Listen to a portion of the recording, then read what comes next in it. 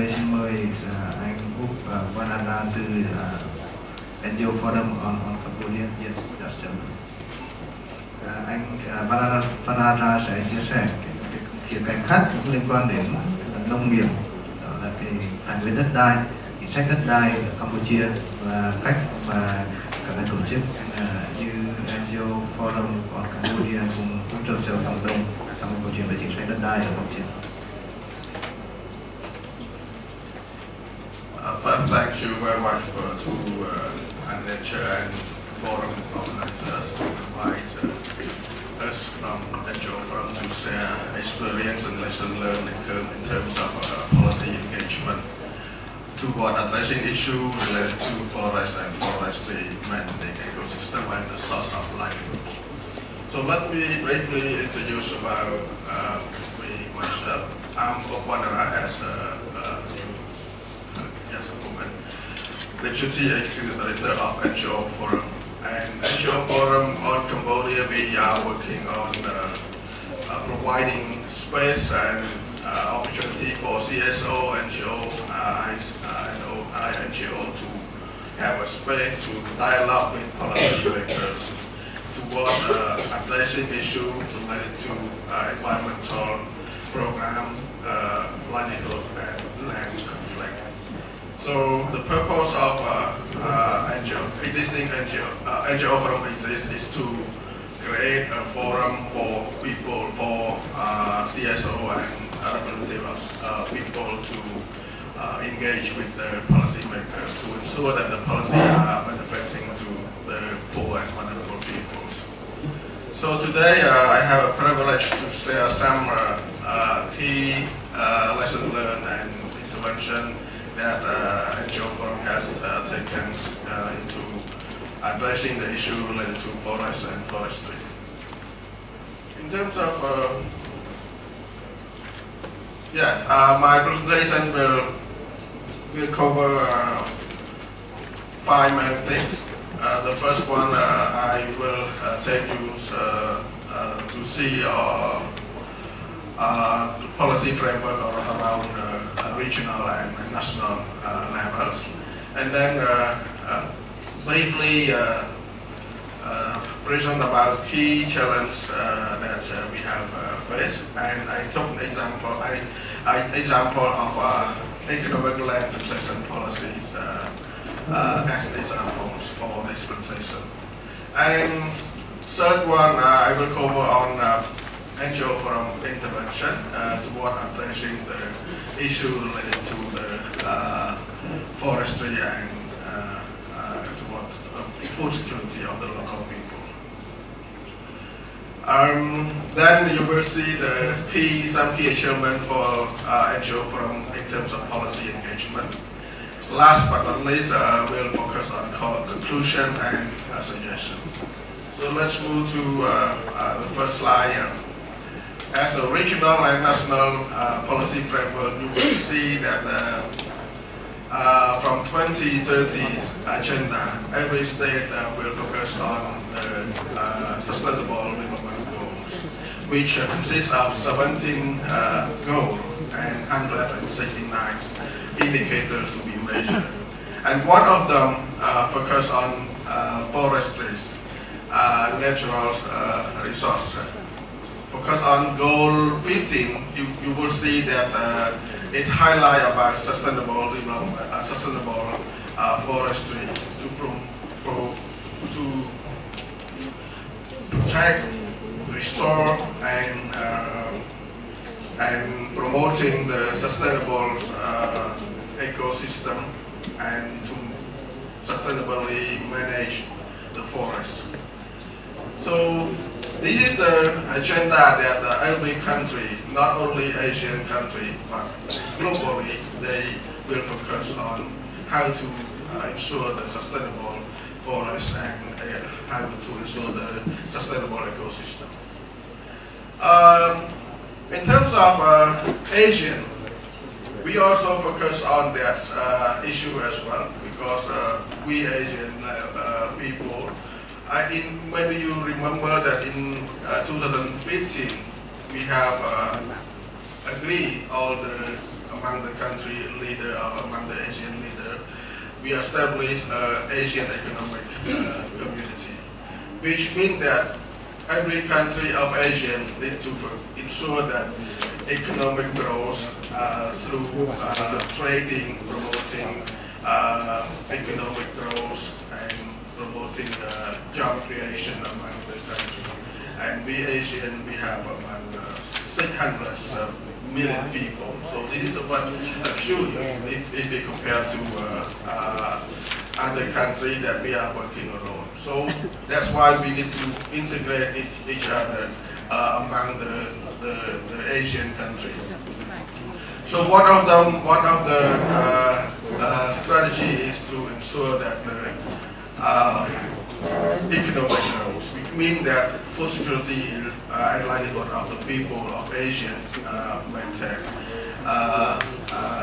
ensured. So these are moved to the national level. Cambodia, we have a rectangular strategy of phase 3, which consists of 4 pillars. Maybe some of our friends here remember those 4 pillars of the rectangular strategy of Royal Government of Cambodia, phase 3, which cover from 2014 to 2018. So one of the pillars is focused on promoting agriculture sectors. And in order to promote the agriculture sector, the government has identified 4 objectives, strategic objectives. One of them is to promote productivity of agriculture, and the other one is to ensure sustainable management of natural resources. So which lead to food security is the main factor that the government aims to address the issue of food security. And in addition, the National Strategic Development Plan 2014 to 2018 also highlights about how to ensure the food security, how to promote how to increase the living standard or livelihood of the local people through other key strategy that we address. So again, agriculture sector is the main sector that the NSDP, National Strategic Development Plan, has been captured to cover, to ensure that the people, the life of the people, the living standard of the people are increased, improved, and food security are maintained. And beside those policies, the government also has a law on forest, which is to ensure the sustainable forest management and also sustainable how to manage it in a sustainable manner. And also, the government of Cambodia has developed a national forest program that consists of cover from 2010 to 2029. So, in this program, a national forest program, the government focuses on 3 pillars. One of them is to integrate ecosystem and to ensure the ecosystem integration. And the other pillar is focused on economic growth, and the last pillar focus on social and cultural sustainability. So on these things, the government also have, beside the land law and the economic land concession, the government took many policies, which I could not highlight here, but those policy and regulation has an aim to improve sustainable, to ensure the sustainable development, which economic growth and improvement of local livelihood of the people. So this is the main purpose of adapting global and regional policy and regulation. So this means that you can see the picture here. Local people can can access to the non-timber products, including the first picture on the my right-hand side. It's showing that indigenous people earning taking some activity to take some income generation from the non-timber products. And the other thing, the others one they can enjoy accessing to fishing and gathering non-timber product in the forest nearby their community. And they have a rice field in the forest that they can recultivate every years based on the rotation crop plantation based on their culture. So these are the thing that local people will make and to improve their livelihoods. So and unfortunately, because of the implementation of the policy and regulation has not been properly consulted by the grassroots level. So those some of those policy and regulation has affected to the local community people. For instance, in 2012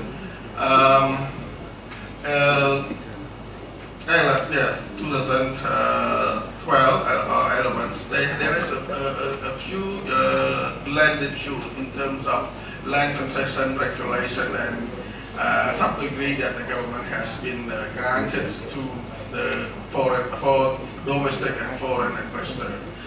From that perspective, the affected community people could not access to their normal life in terms of earning income, making, collecting fruit or non-timber product to earn an income for as normal life before the like they have been taken before the land concession is granted. So unfortunately, after the land concession granted, those activity has been stopped, and land issue is occurs because some company who has 99 years of lease for the forest and for the community land for land concession, economic land concession, has took over the place where people, local people used to collect non-timber products. So they ban them. They not allow those people to do normal activity anymore. And illegal logging has been observed because they ban people to go in that areas because they have got a 90-year lease from the government, so they lease their rights. So they do anything around the forest. So illegal logging is among one of the activity that the company has taken. So it means that human rights issue has been taken, has been observed, and environmental destruction has been taken place. And land forced eviction, some place the company used their rights to evac, to force evac those people from the area where they used to plant, where they used to do their crop cultivation. So no more crop cultivation, no more harvesting. And example, one of the case, it's a very serious case. The company used the soldiers, the armed force, to force evac the community people even though they still have a rice field to be harvested soon, but the company didn't allow the community to harvest. Unfortunately, some of the community people was wounded by the force, by the armed force. This is a very human rights violation, and these implications lead to address no issue. We document the case. We work with independent consultant, academia, professor, and consultant as a think tank, media, academia and expertise on that areas, also that we can document and gather evidence, gather information and evidence base to be dialogue, to be used for advocating to the policy makers. As you can see the diagram here, we have 5 networks. It consists of 450 NGO and ICSO as a member and different fields. We work with different departments, line department. For example, the forest is related to environment and agriculture and math, Ministry of Agriculture and Forestry and Fishery. So we present the case and we have a brief policy and recommend a key finding and recommendation in terms of issue that we found from the ground, and we dialogue with those key policy makers. And as a result, the Land Ministry has taken those recommendations into consideration, and in 2012, the Prime Minister especially issued a decree to cancel most of the economic land concession which has been granted to the private sector. So this is an example that NGO Forum can have take place, has an intervention and get a result from in terms of policy engagement. And also recently the government start amending some law, including forestry, fishery, and protected areas. So which aim to ensure that those benefits are not affecting to the community people, and to ensure that the livelihood and sustainable natural resource management are maintained. So this is what we have done as an example from NGO Forum in terms of policy engagement. So one of the other example I would like to highlight, the government reduced the list from 19 years of economic land concession to 50 years a list of land economic concession. So which is better than before, because and also ensure that the economic land concession which has been granted must be properly monitored by Land Ministry to ensure that it is meeting the main purpose. Because the main purpose is to ensure sustainable development, including economic growth and livelihood of the local peoples through job creation as well. So let's come to the conclusion, because time is limited. So in conclusion, I would say that sustainable utilization of forest resource and biodiversity require implementation of many actions, including policy, regulation, and laws, adapting and monitoring. So it requires many stakeholders to be monitored.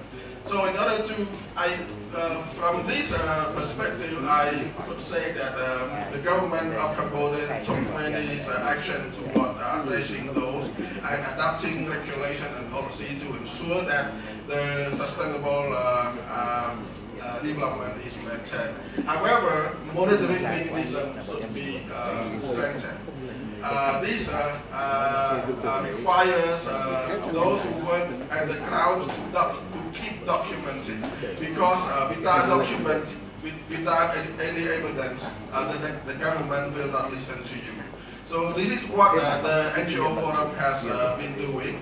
We work with the people, we work with the CSO and network member at the grassroots level to document, gather evidence, and gather more information, concrete evidence to be used as an advocacy tool in terms of dialoguing with those large districts, especially policy makers. So in addition, we should keep engaging and constructive engagement with the non-stakeholder as well, because foreign investment also play an important role in terms of ensuring this policy implementation. Not only the government, but the foreign investor also should be engaged. That's why NGO Forum work closely with the private sectors. We create a CSO platform to provide a space where foreign investor can be seated and can be discussed among the issues related to their investment project.